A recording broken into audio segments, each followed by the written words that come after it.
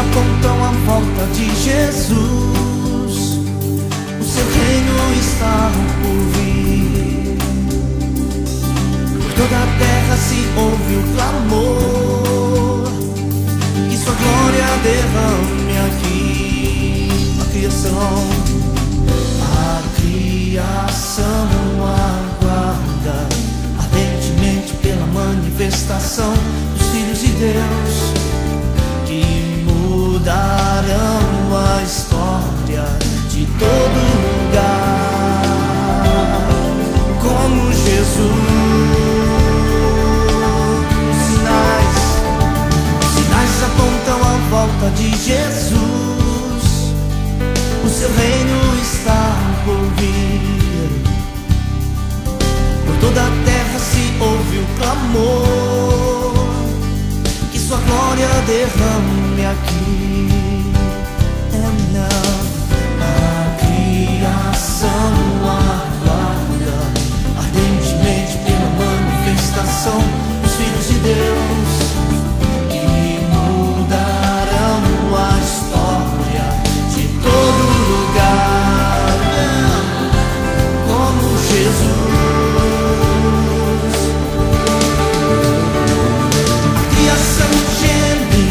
pela manifestação dos filhos de Deus. A criação geme pela manifestação dos filhos de Deus. Quem ouvirá o chamado do Pai? Quem sentirá o gemido do Espírito? Onde estão os filhos de Deus, que como Jesus se manifestarão, com olhos para ver,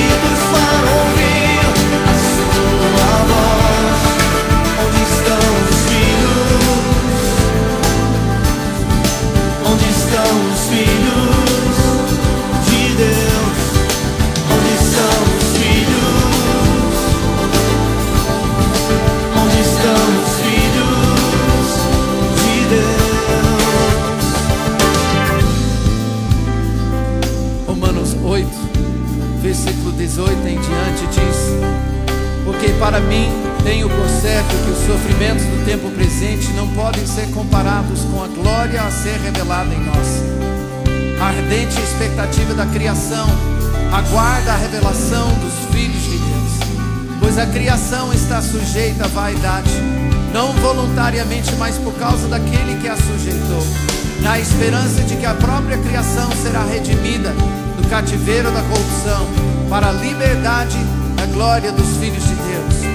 Nós temos recebido o Espírito de adoção, o Espírito Santo, o mesmo Espírito que estava em Jesus, o primeiro Filho. Em Romanos 8, 29, diz que nós fomos predestinados em Cristo Jesus a sermos conformes à sua imagem e semelhança. Isso para que esse mesmo Espírito que estava em Jesus se revelasse em nós, com o mesmo caráter e a mesma unção que havia em Jesus.